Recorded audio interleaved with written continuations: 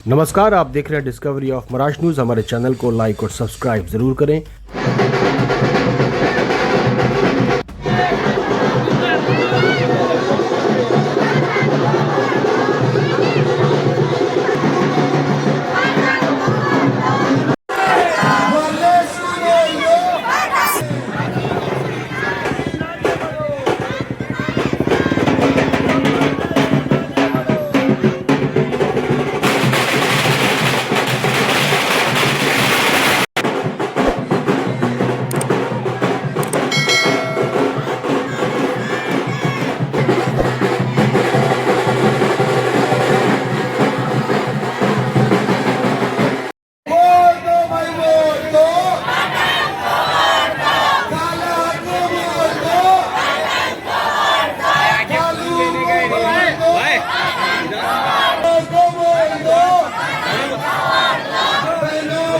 की महिला उम्मीदवार डॉक्टर तंजीम जी, हम उनसे बात करना चाहेंगे। तंजीम जी, क्या बोलना चाहेंगे? अस्सलामुअलैकुम। हाँ, मैं डॉक्टर तंजीम वार्ड 66 की उम्मीदवार हूँ। हमने ये जो रैली निकाले हैं वो हिजाब के सपोर्ट में निकाले हैं इंशाल्लाह। इसलिए क्योंकि क्या है कि हमारा हिजाब जो है हमारा फंडामेंटल राइट है, तो उसके ऊपर काफ़ी ऐसे लोग हैं जो अलग अलग जो पार्टीज़ के होते हैं, सेक्युलर पार्टीज़ हो गई, वो अगर हिजाब के ऊपर कोई टिप्पणी देते तो उसको सपोर्ट नहीं करते हैं। तो वो उसलिए हमने ये रैली निकाली है। हिजाब के सम्मान में ये जो रैली निकाला गया है, क्या नाम अभी हिजाब के हिसाब से या फिर विकास के हिसाब से, किस हिसाब से वोट मांगना चाहिए? विकास, ये इलेक्शन जो है वो अलग बात है, और जो हमारा हिजाब जो हमारा फंडामेंटल राइट है वो अलग बात है। हम जीते नहीं जीते वो बात की बात है, लेकिन इंशाल्लाह हर बार हिजाब के लिए या जो भी इंशाल्लाह समस्या रहेगी उसमें मैं हमेशा साथ दूंगी ही लोगों का। क्या कहना चाहेंगे यहाँ की जनता को? अभी कुछ ही घंटे रह गए, प्रचार बंद होने वाला है, वोट देने के लिए आप जनता को क्या बोलना चाहेंगे?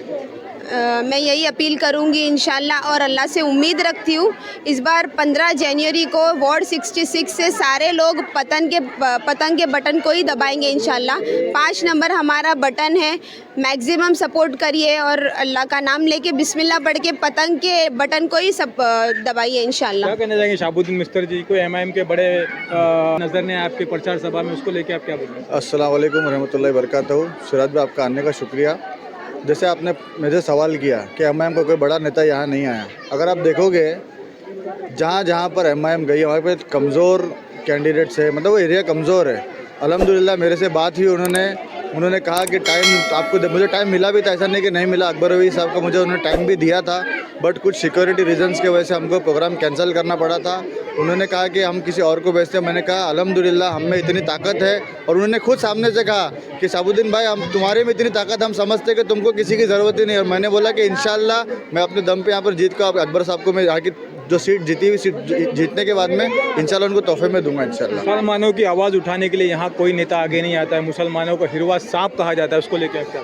इसीलिए एमआईएम यहाँ पर एकदम लोग इतना प्यार कर रहे हैं। उसका रीज़न के सबसे बड़ा ये है कि यहाँ का जो नगर सेवक है ना अजान पे बोलता है, ना हिजाब पे बोलता है, ना अमित शाह इतना यहाँ का जो मुंबई अध्यक्ष यहाँ का जो आमदार है वो इतना हिजाब, मतलब मुसलमानों के ऊपर इतनी टिप्पणियाँ कर रहा है, मगर यहाँ का नगर सेवक, यहाँ का आमदार, यहाँ का जो अमोल कीर्तिकर है, वो भी मतलब इन लोग चुप बैठे हैं कि हमारे सपोर्ट में कोई है ही नहीं, हमको हमारी आवाज़ खुद ही बन है। इसीलिए आप देखोगे पार्लियामेंट में माशाल्लाह हमारे जो बैरिस्टर असदुद्दीन ओवैसी साहब है वो हर चीज़ पर बोल रहे हैं। उनको देखकर हम इंस्पायर्ड होते हैं कि हमको भी इसी तरह की आवाज़ उठाना चाहिए। उन्हीं को देखकर मेरी वाइफ भी इंस्पायर हुई है कि हमको आवाज़ उठाना चाहिए, हर मुद्दे पे बोलना चाहिए। इसलिए उसकी ख्वाहिश है, मेरी भी ख्वाहिश है कि मेरी वाइफ कॉरपोरेशन में जाए और हमारे एरिया के, हमारे वार्ड के, हमारे ज़िले के, हमारे पूरे बम्बई शहर के नहीं, पूरे स्टेट भी नहीं बोलता पूरा ये कॉरपोरेशन में जाकर हर चीज़ का मुद्दे पे उठाए, ताकि चाहे वो अजान का मुद्दा हो, चाहे हिजाब का मुद्दा हो, सड़कों का मसला हो, हॉस्पिटल का मसला, हर चीज़ के मुद्दे पे इंशाल्लाह मेरी वाइफ आवाज़ उठाने वाली है। आपकी रैली में यहाँ पे देख रहे हैं कि काफ़ी तादाद में मुसलमान माँ बहनें यहाँ पे हिजाब में नज़र आ रहे हैं। मुसलमानों के लिए जब आप जीतते हैं तो सबसे पहला काम आप क्या करना चाहिए?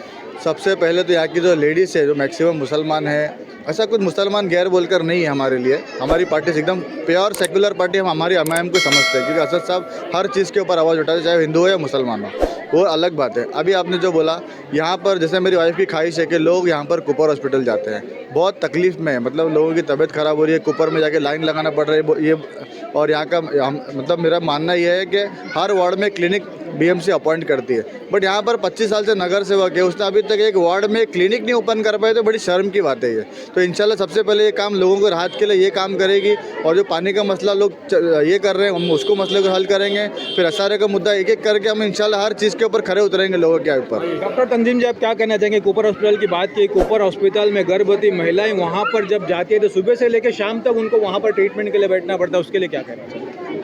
इसीलिए हमारी कोशिश यही रहेगी कि जो लेडीज़ है, जो गर्भवती महिलाओं की बात कर रहे हो आप, तो उनको हर 15 डेज़ में बुलाया जाता है, विज़िट करवाया जाता है। तो वहाँ पर अभी हमारी वार्ड की जस्ट ये एक 66 वार्ड की तादाद है 62,000।